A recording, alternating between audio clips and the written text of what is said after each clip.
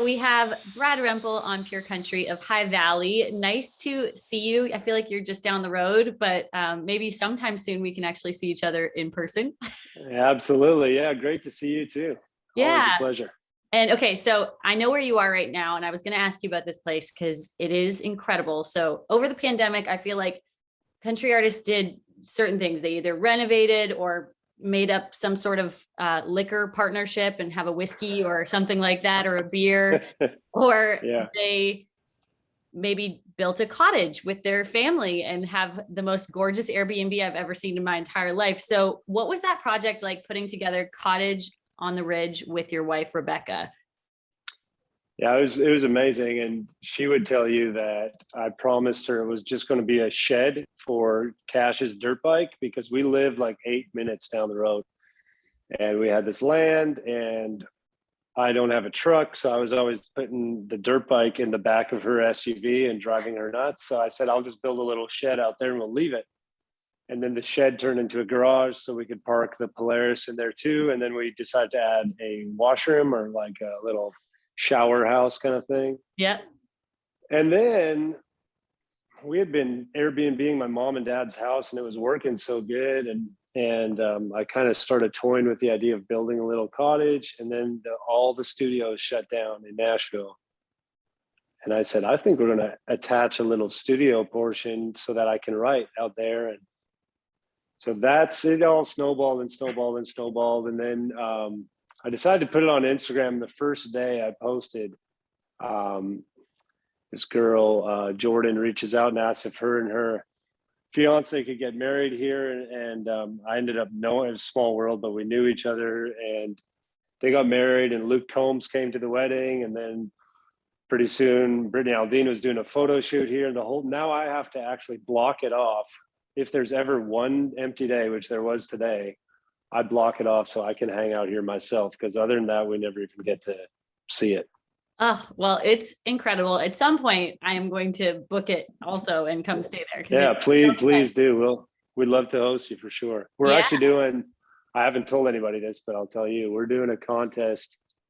I forget when, but really soon. And we're going to block it off and some fan is going to we're going to host them here and they can stay here and I'll take them around on the four-wheeler and maybe we'll sing some songs, do a campfire and we're going to do a trip for a fan out here. Oh, it's amazing. Well, if you need a host to host the campfire night, just let me know and I'll. That's a very good idea. I will come. Great idea. That. I make really good s'mores. Hey, love it. You've got two songs out, Never Not and Whatever It Takes. Did you write them at the cottage? Let me think. No, absolutely not. Okay. I wrote, they both have crazy songwriting stories, but they're both true and they're both not here. Very close though. Never Not was just down the road.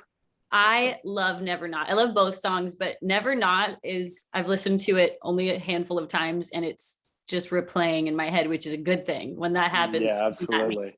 It's stuck with me. So these new songs, I feel like they're kind of a different vibe from High Valley because, you've got new pictures, new members in the band, obviously, but it still has the same High Valley touch to it. What do you think is so special about these new songs that are out? Yeah, I mean, that's what we tried. Like we got a whole album coming out in the spring, but we had to lead with two songs and we're trying to make sure we're about 80% done the record right now. But when we were narrowing it down to which two, I wanted people to hear Never Not so they knew that we weren't just like stuck in concrete, but that we were evolving and we were willing to move forward and expand and evolve. And Whatever It Takes, in my opinion, felt like it showed people, don't worry, we still love the bluegrass, four on the floor, barn burner mixed with soccer stadium anthem thing. We still love that stuff. And I've never get sick of that stuff. And I feel like that's always the magic for High Valley when we live in that world. So the record's going to, push us to the pop side, to the progressive side, and it'll take you back to the singer songwriter, Americana, bluegrass, hipster, whatever you want to call it, side of High Valley. But the middle, Whatever It Takes for this record is kind of the bullseye. Well, you guys have this special thing that I feel like if fans have never seen you live, that is truly where it just comes to life when you hear your music. But High Valley has this sound that you guys could play like you've done before on social media, a Post Malone song, and you still make it High Valley-esque, even if it is a poppier song. So I feel like Never Not, even though it might be a little bit different than what fans are used to, it's still so you guys that as soon as they hear it in a live setting, it's going to be like, wow, this is awesome, which I can't wait. Yeah, we played it live we were just in New Mexico. We played it live there, and I forget where we were. We were like Utah or something. We played it live a couple times, and the story, like, it's the weirdest. And I swear I'm not making this up, but I got asked to if I would be willing to go hang out with NHL hockey players and watch the Stanley Cup Finals, and I said, I guess I might could do that. Sure. And so I fly up to Ryan Kessler's house in Michigan, Colby Armstrong and Anson Carter there. We hit it off. The whole day is me gurming them as a hockey fan. And thankfully, pro athletes are enamored with musicians like we are with pro athletes. And right. So they're pitching me songs the whole day. Remps, you need to write this. You need to write, wouldn't this be a great song title? And they're all just brutal, like horrible, atrocious ideas. And the end of the night has gone great. We're done filming and we have a nice dinner at this great restaurant. And Colby gets down on the floor and starts doing push-ups in the restaurant. And they're like, Armstrong, you just trying to get your workout in there before bed. And he's like, never not. Never not. You know me. I'm never not working out. And I said, that is a song. That is a title. I'm going to write that. So I get back to Nashville. I get back home and my publisher, Warner Chappell, hooks me up on Zoom with Ben West. And Ben's like most famous for the song Try by Pink. He's had amazing pop success and country. And so it's Ben and Matt Willis and myself. And I got so addicted to this cottage building process that we started flipping houses, and it's becoming maybe borderline an addiction at this point. So we've flipped a few houses now, and I had to, on that day, be on site at the construction project. So I'm in my wife's SUV on Zoom with these guys writing Never Not. And all of a sudden my phone dies. And I realized my USB, like the cable hasn't been working in my wife's SUV. So, you know, those like shared workspace places, like everybody gets a cubicle, like a coffee shop without the coffee pretty much. Yeah. So I knew about one. It's called Muletown Collective. So I drove over there, gave him $20.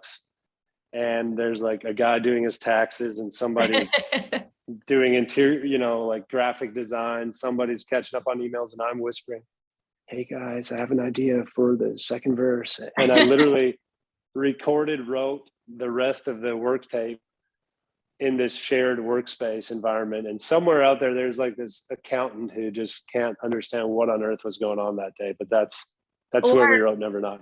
Or he has Never Not stuck in his head because I've been around writing sessions. You hear the chorus a lot over and over. He's like, I don't know who wrote that song, but I can't get it out of my head. Yeah, hopefully.